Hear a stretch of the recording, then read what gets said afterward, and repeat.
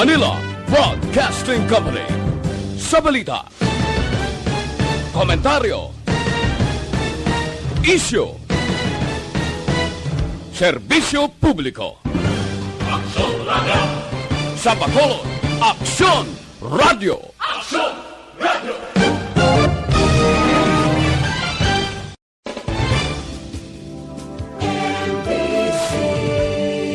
Manila Broadcasting Company. Sa balita, komentaryo, isyu, serbisyo publiko. Aksyon Radio! Sa Bacolod, Aksyon Radio! Aksyon Radio!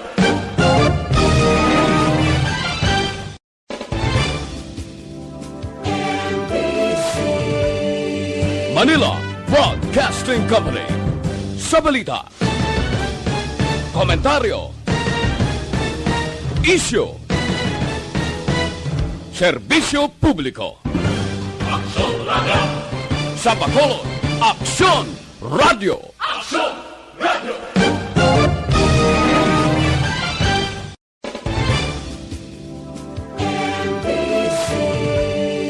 Manila Broadcasting Company. Sa balita, komentaryo, isyu, serbisyo publiko. Aksyon Radio! Sa Bacolod, Aksyon Radio! Aksyon Radio!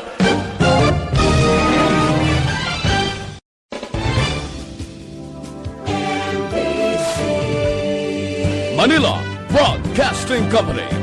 Sa balita, komentaryo, Balita Evening Edition. Magadulong sa inyo sang mga nagapanguna nga balita lokal, national, international, sports, kag entertainment. Aksyon! Balita Evening Edition. Kag karon ang inyo news team.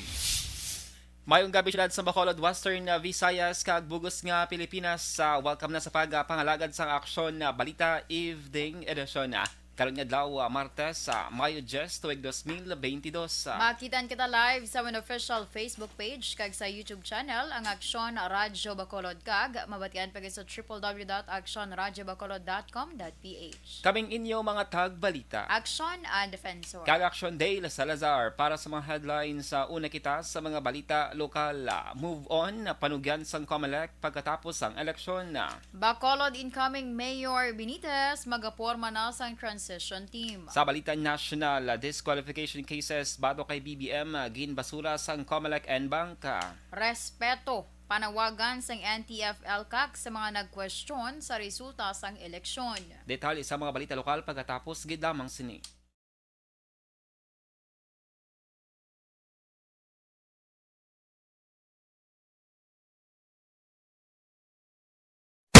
Desisyon 2022.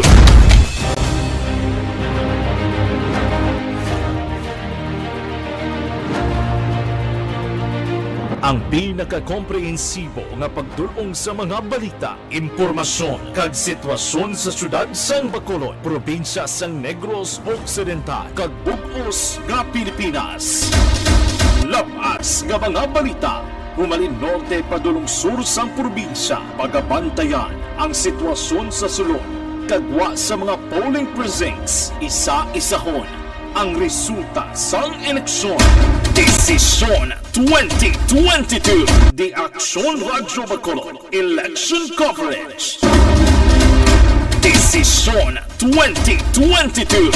Alamin kung paano sumali sa ACS Millones! ACS Millones! Isulat ang iyong pangalan, address, contact number at signature sa isang papel. Ilagay sa white legal-sized envelope kasama ang proof of purchase. At sa labas ng envelope, isulat ang promo title, produktong ginamit at ang MBC station. Pwedeng ipadala o ihulog sa drop boxes sa MBC stations nationwide. DZRH Love Radio. Yes, the best. Easy Rock, Aksyon Radyo, and Radyo Natin. May weekly draws na, may grand draw pa. Hatid ng unique toothpaste, Pride Detergent, Star Wax Floor Wax, Shield Bath Soap, Smart Dishwashing, White Rose Papaya with Vitamin B3, at Charm Fabcon. Pwede kang maging milyonaryo sa ACS Millones! Submission of entries is from February 28 to May 27, 2022. Grand draw is on June 18, 2022. Promo period is from February 28 to June 18, 2022. See posters for details. For DOH, FDA, CCH, UHSRR permit number 0087, series of...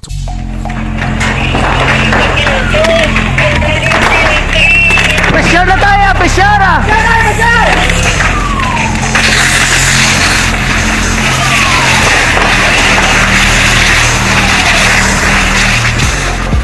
Every day is Fire Prevention Day. Gani importante nga maihibalo kita kung paano malikawan ang sunog. Yari ang pila ka mga action tips angot sa fire prevention. Sa tion nga maghalin sa balay, siguraduhon nga naka-unplug ang tanan nga saksakan. Likawan ang octopus connection o kung ang pagsaksak sang madamo nga gamit sa isa ka outlet. Dapat wala man sang overloading sa mga saksakan kag lantawon kung masarangan ang mga appliances nga nakasaksaka. Likawan ang mga substandard nga kagamitan. Hindi pag i-charge ang gadget overnight kaang isang cellphone. Taguon ang mga posporo, lighter, kag iban pa nga flammable materials sa mga kabataan. Ag siguraduhon man nga malayo ini sa kalan. Siguraduhon man nga wala nagalik ang inyong LPG. Sa isa ka business establishment, dapat mayara sang fire extinguisher kag dapat nakahibalo ang tanan sa pag-usar sini. Hibaloon man ang expiration date sang fire extinguisher kag i-refill kung expired na. Magpreparar sang fire exit plan lagi pa diri ang emergency exit o kung ang lugar nga wala sang harang nga pwede guwaan sa tion sang sunog. Dapat nakasave sa inyong mga cellphone ang mga emergency numbers nga pwede tawagan sa tion sang emerhensya. Kung nagakalayo ang imong lawas, himuon ang stop, drop, kag roll. Para malikawan ang sunog, nagakinahanglan ini sang partisipasyon sang publiko. Kung nakahanda kita sa mga kalamidad, dapat preparado man kita sa sunog. Ini sa Action Daily Salazar para sa action tips nga nagapahanumdom nga maghalong sa tanan nga tion. Bangod sa pamahog sing COVID-19 pandemic, madamo sing kompanya kag local government unit ang nagpatuman sang work from home sa ilang mga empleyado. Naga-work from home kung naka-close contact sa nagpositibo sa virus o kung mismo nagpositibo sa COVID-19. Madamo sang benepisyo ang mahatag sang work from home, pero hindi naton malikawan nga ma-bored kag ma-stress bangod sa sini nga setup sa masobra na isa ka tuig nga pagpakiaway sa COVID-19. Base sa pagtuon sa United Nations International Labour Organizations, nagatugas sing stress ang tuman niya pag-usar sa gadgets kaangay sa cellphone kag computer. Gani, iyari tila ng mga poslanong nga action tips sa mga nag-work from home. Una, mag-set up sa workspace sa mga balay sa tuyo nga makafocus sa imong trabaho. Ang workspace ay hindi kinahanglan nga dako nga kwarto, ang importante, komportable ka sa imong trabaho. Matapos ang pila ka oras nga nagapungko ka mag-computer, dapat may tion nga mag-stretching agud malikawan nga ma-strain ang imong likod o kon liog. Time management. Maghimo sa imong time schedule kag mga talapuson nga trabaho para mangin organisado. Magkaon sa husto nga tion, labi na ang pamahaw kag pilion mga pagkaon nga maka-boost sa imong memory, concentration kag alertness kaangay sa pumpkin seeds kag dark chocolate. Kung mayara sa mga online meetings, advance nga ipahibalo sa imong mga upod sa balay, agud malikawan ang mga disturbo. Ang pigaw nga internet connection ang makatugas sa stress, gani ipreparar ang sa DCSI sa Action Radio Philippine Standard Time kagkaron sa detalye na sang mga balita lokal. Tio na agud nga mag-move on hining panugyan ni Acting Comelec Provincial Supervisor Attorney Roberto Salazar sa mga naperde nga kandidato sa Negros Occidental pati na sila mga sumalakdag na kaligad nga eleksyon. Suno kay Salazar, wala pa sang kandidato nga nagpabutsyag sang plano nga pagprotesta sa resulta sang pinili ay apang kung mayara gidman ginsiling ni Salazar nga nagadepende sa posisyon sa kandidato ang Electoral Tribunal nga pwede pasakan sa election protest. Ginpahayag sini nga kung sa probinsya nga posisyon ang ginapapilian pwede nga magpasaka sang protesta sa Comelec Regional Trial Court kung RTC kung alkalde, vice alkalde ka konsehal kag municipal trial court naman kung sa barangay nga posisyon. Sabay sa kongresista yara man sa House of Representatives, Electoral Tribunal kag Korte Suprema kun presidente kag vice presidente. Ati trying to move on. Wala man sang may nag-manifest pa. Depende na sa posisyon. No? Kung mga hilabang city sa Comelec na ang province sa Comelec na ang mga sa ibang positions, no, of course RTC. Ang tingog ni Acting Comelec Provincial Supervisor Attorney Roberto Salazar. Mahibaluan lamang ang voter turnout percentage sa Negros Occidental sa iga-someter nga Election Day computerized voters list sa mga election officers may kang tanan sa Mayo 9, 2022 nga eleksyon. Ginpahayag ni Acting Comelec Provincial Supervisor Attorney Roberto Salazar nga sa adlaw sang eleksyon ang mga manunudlo amo ang nagatali sa kadamuon sa mga botante paagi sa ginauyatan nga EDCVL. Una diri, ginpahayag ni Salazar nga iya ginalauman ang mataas nga turnout sa mga botante sa eleksyon sa mga tuig ikumparar sa 2019 nga midterm election bangod sa masingki nga national campaign sa mga kandidato. Ang Negros Occidental nga may 1,946,639 ka mga registered voters amo ang ikaanom sa mga probinsya sa pungsod nga may pinakadamo nga botante subong nga eleksyon. Sa iban nga balita lokal, magaporma na sang transition team si Mayor-elect Albi Benitez kasunod sang madinalagon nga pagpapili alkalde sa syudad sa Bacolod. Sa media interview pagkatapos ng proklamasyon kay Ines sang aga, ginpahayag ni Benitez nga magatukod sila sang transition team sa tuyo nga hindi insigida ang ilang pagsulod sa City Hall. Ginpahayag sini nga luyag nila nga mga tawo nga ibutang sa transition team ang nagahulag para makapatuman sang pagbago. Ginpahayag ni Benitez nga magapahuway ang ilang team sa isa kundua kadlaw kag pagatalakayon kung paano mapatuman ang ilang 8-point agenda sa sulod sang una nga isa kagatos nga pagpungko bilang alkalde. Ginpahayag ni Benitez nga ini na ang change o kung pagbago nga ginapangita sang tawo kag iya ini nga dalon sa syudad sang Bacolod. We will have to assemble a transition team, no, para hindi bala abrupt ang ato nga pagsulod. We will have to make sure nga there are people in place, ga-function tanan-tanan so that we can do the changes that we have promised. Dapat yan ang tingog ni Bacolod Mayor-elect Albi Benitez. Buwat magapangalagad sa ikatatlo kag katapusan nga termino sa Congressman Greg Gasataya kag Vice Mayor Elcid Familiaran. Ini matapos nang ibabaw si Gasataya sa pagkakongresista nga nakakuha sang 185,470 ka boto, samtang si Familiaran ay nakakuha sang 128,893 ka boto sa pagka-vice alkalde. Magapungko naman nga alkalde sa Albi Benitez matapos nakakuha sang 171,893 ka boto, mataas ikumparar kay incumbent Mayor Evilio Lunardia nga may 107,447 ka boto. Sa pagkakonsihal, nanguna si Anay Vice Mayor Jude Tadeo Saison nga may 134,635 ka mga boto, sunod si Councilor Esther L. Salanga nga may 123,232 ka mga o 37 ka mga boto. Kag Councilor Cindy Rojas nga may 122,629. Ikaapat si Anay Councilor M. Ang nga may 116,953 ka mga boto, kag ikalima si Councilor Al Victor Espino nga may 115,197 ka boto. Yara sa ika-anong tubtub ika-12 nga pwesto sanday Vladi Gonzales, Councilor Renisito Novero, Barangay Sumag SK Chairperson Jason Villarosa, Anay Councilor Claudio Jesus Puentevilla, Councilor Simple Distrito, Anay Councilor Celia Flor, kag Councilor Pau C. Ginproklamar sang City Board of Canvassers ang mga nagdaog sa Martes ang aga matapos ang 1% nga transmission sa mga boto halin sa 450 ka mga clustered precincts. Mag-aumpisa pangalagad ang mga nagdaog sa udto sang Hunyo 30, 2022. Sa balita, sa aksyon!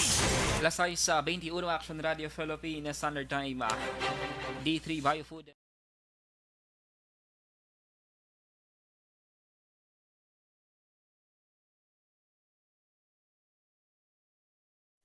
Desisyon 2022.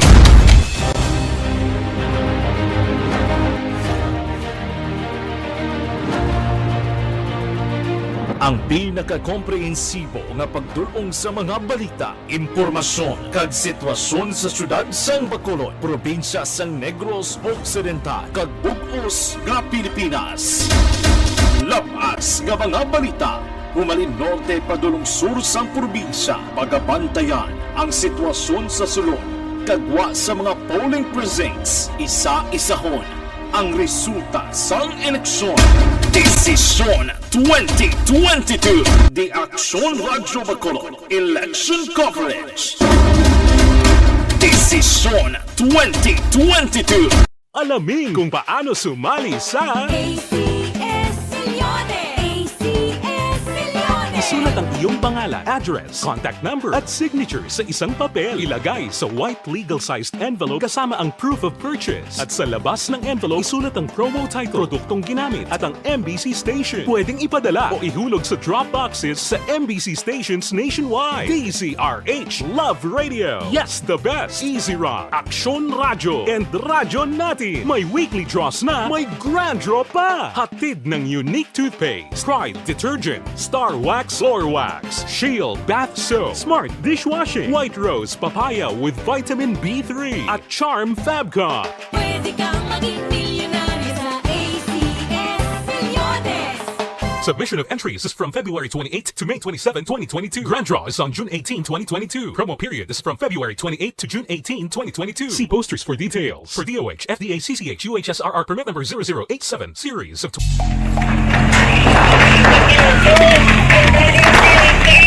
Presyar na tayo, presyara!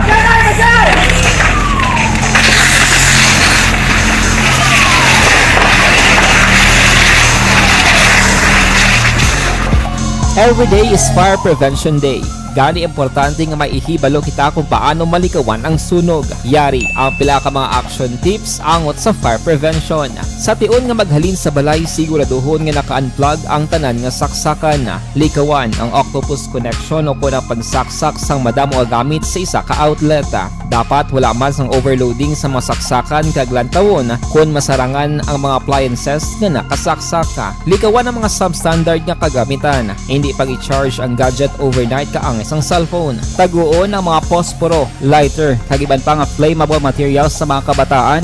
Ag siguraduhon man nga malayo ini sa kalan.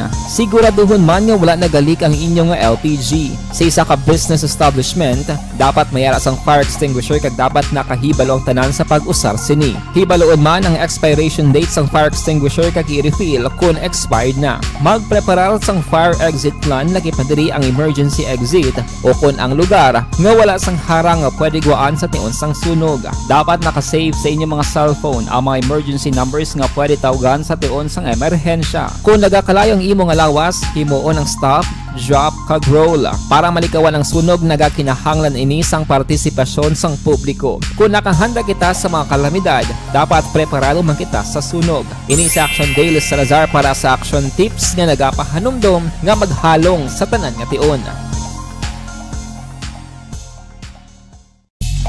Bangod sa pamahog sing COVID-19 pandemic, madamo sing kompanya kag local government unit ang nagpatuman sang work from home sa ilang mga empleyado. Naga-work from home kung naka-close contact sa nagpositibo sa virus o kung mismo nagpositibo sa COVID-19. Madamo sang benepisyo ang mahatag sang work from home, pero hindi naton malikawan nga ma-bored kag ma-stress bangod sa sini nga setup sa masobra na isa ka tuig nga pagpakiaway sa COVID-19. Base sa pagtuon sa United Nations International Labour Organizations, nagatugas sing stress ang tuman niya pag-usar sa gadgets kangay sa cellphone kag computer. Gani, iyarin tila ng mga poslano nga action tips sa mga nag-work from home. Una, mag-set up sa workspace sa mga balay sa tuyo nga makafocus sa imong trabaho. Ang workspace ay hindi kinahanglan nga dako nga kwarto, ang importante, komportable ka sa imong trabaho. Matapos ang pila ka oras nga nagapungko ka mag-computer, dapat may tion nga mag-stretching agud malikawan nga ma-strain ang imong likod o kon liog. Time management. Maghimo sa imong mga time schedule kag mga talapuson nga trabaho para mangin organisado. Magkaon sa husto nga tion, labi na ang pamahaw kag pilion mga pagkaon nga maka-boost sa imong memory, concentration kag alertness kaangay sang pumpkin seeds kag dark chocolate. Kung mayara sa mga online meetings, advance nga ipahibalo sa imong mga upod sa balay, agud malikawan ang mga disturbo. Ang pigaw nga internet connection ang makatugas sa stress, gani ipreparar ang backup kaagay sa iba nga network nga may maayong signal para sa mobile data. Take a few breaks. Ini sa tuyo nga hindi ma-drain ang imong brain, maghampang sa imong pet o kon magpamati sa music. Sa tion nga may concern kag problema, ipabalo sa imong team leader o kon sa boss para masolusyonan. Sa work from home nga setup, ikaw ang may uyat sa imong nga oras. Makasave ka sa plete, makasave ka sa pagkaon, makasave ka sa kwata, kag makaupo no pa ang imong pamilya. Ang work from home ay may madamo nga hangkat, pero mas madamo sa gihapon ang mahatag nga benepisyo. Ini si Action Dorel Cabato para sa Action Tips, una sa balita, una sa aksyon sa Bacolod, Action Radio. Ang elementary nga evacuation center na concern din baha man. Uy, kasi pinagamat-amat kumansaka ang tubig. Actually, po medyo mataas na ang tubig. So, ginaulat natin nga basuhan nga nag-trap dito or nag-transit dito sa sulod. Ang continuous rain ang nag-sagbit sa factor sa pagsaka at sining tubig sa subong. Ang Pilipinas sa mayroon sa early warning system para mahibaluan ang lakat sa panahon. Gani, wala sa rason nga hindi kita makapreparar karon ni rainy season. Yari ang pila ka mga action tips nga dapat mo may baluan. Kung nagapuyo sa lugar nga masabi ginabaha, mag-monitor sa balita para sa anunsyo sang pag-asa sa lakat sang panahon. Isa sa pinakapos nga pamaagi para malikawan nga magsulod ang baha sa balay, among paggamit sang sandbag. Ang sandbag ang isa kasakong nga may unod nga balas nga pwede ibutang sa pertahan upon ginaagyan sang tubig para temporaryo nga makontrol ang pagsulod sang tubig sa inyong nga balay. Antes naman ng rainy season, dapat nakapreparar ka na sang pagkaon, flashlight, pito, kandila, hygiene kit, power bank, transistor radio, importante nga mga dokumento kag iban pa nga kinahanglanon. Ini ang dapat isulod sa go bag nga dapat ibutang sa isa ka lugar nga mapos kuhaon sa tion nga kinahanglan mag-evacuate. Sa tion sa pagbaha dapat butangan sang tape ang saksakan sang mga outlet kag ibutang sa mataas nga mga lugar ang appliances. Kunyara sa evacuation center, dapat man nga ipatuman ang minimum health protocol, face mask, face shield kag social distancing batok sa COVID. Sa panahon sa tingululan, dapat man proteksyonan ang ikaayong lawas batok sa pila ka mga masakit, kang isang dengue, leptospirosis, cholera, typhoid fever, hepatitis A. Nagpanugyan man ang DOH kay pabili ng proper hygiene kay pag-inom sang limpyo nga tubig. Lutuon sang husto ang pagkaon para malikawan ang contamination. Maghugas sang kamot antes kag pagkatapos ang kaon kag matapos nga mag-usar sang banyo. Likawan man ang paglangoy o kon pagtubog sa baha. Ini sa Action Dale Salazar para sa Action Tips nga nagapahanong nga maghalong sa tanan nga tion. Ang elementary nga evacuation center na concern din baha man. Uy, kasi pinagamat-amat kumansaka ang tubig. Actually, po medyo mataas na ang tubig. So, ginaulat natin nga basuhan nga nag-trap dito or nag-transit dito sa sulod. Ang continuous rain ang nag-sagbit sa factor sa pagsaka at sining tubig sa subong. Kagkaroon sa detalye na sang mga balita national. Ginbasura sang Commission on Elections sa COMELEC ang apat kapelasyon nga nagapanawagan nga i-reverse ang desisyon nga pagbasura sa disqualification cases nga ginpasaka batok kay Bongbong Marcos Jr. Hangot siya nga pagpadaragan sa pagka-presidente kag kanselasyon sa nga Certificate of Candidacy. Nagwa ang desisyon sang COMELEC and Bank kinasang aga sa diing ginapakita nga si Marcos ay nagapanguna nga may pinakamataas nga botos sa partial nga isipay. Ang tatlo ka motion nga sakop sa desisyon among gin-file ni Bonifacio Ilagan na human rights advocate kag martial law victim, miyembro sa Akbayan Citizens Action Party kag National Commission on Muslim Filipinos, Commissioner Abu Bakar Magellan. Palayag pa sa mga petitioner nga hindi pwede magpapili si Marcos bangod convicted ini sa paglapas sa Internal Revenue Code ngang pinalidad among perpetual disqualification sa pag-uyat sa anuman nga public office. office. Apang sunod sa COMELEC na paslawan ng petitioners nga magpagwa sang panibago nga issue nga makapakambyo sa desisyon. Ginatulan na sa kampo ni Vice President kag Presidential Candidate Leni Robredo ang pila ka social media reports kag mga aligasyon. Ginhimo ni Robredo ang payag kadungan sa iya pasalamat sa tanan nga nagsuporta sa iya pagpapili nga ginupdan sa mga volunteer efforts salin sa nagkalain-lain nga sektor sa baylo sa nga pila ka mga politiko. Ginpasiguro naman ni Robredo nga gilayon nga ipagwa sa publiko ang resulta sa pagtuon. Sa dugang pang balita national, gina-encourage sa National Task Force to End Local Communist Armed Conflict o kon NTF-ELCAC ang nagkanilaing nga grupo nga nagprotesta sa tuwang sang main office ng COMELEC sa Intramuros, Manila nga respetuhon ang desisyon sa mga Pinoy agud manikawan nga mangin parte sang problema. Ginpahayag ni NTF-ELCAC Acting Spokesperson for Legal Affairs Flosimer Cris Gonzales ang publiko na nagpalayag sa ila panindugan gani kinahanglan nga respetuhon. Samtang ginaragway ni Gonzales nga pagka-desperado nga tikang ginhimo sa mga grupo nga ginaligara nagasuporta sa presidential candidate kag madamo nga senador nga napierde sa pinili ay Sa balita, sa aksyon! Philippine Standard Time na 6:32 hinyo na batian ang kabugusan nga mga balita sa Aksyon Balita Evening Edition.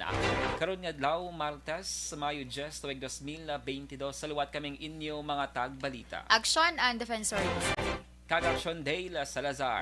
Una sa balita, una sa aksyon Sa Bacolod Aksyon Radio. Aksyon Radio!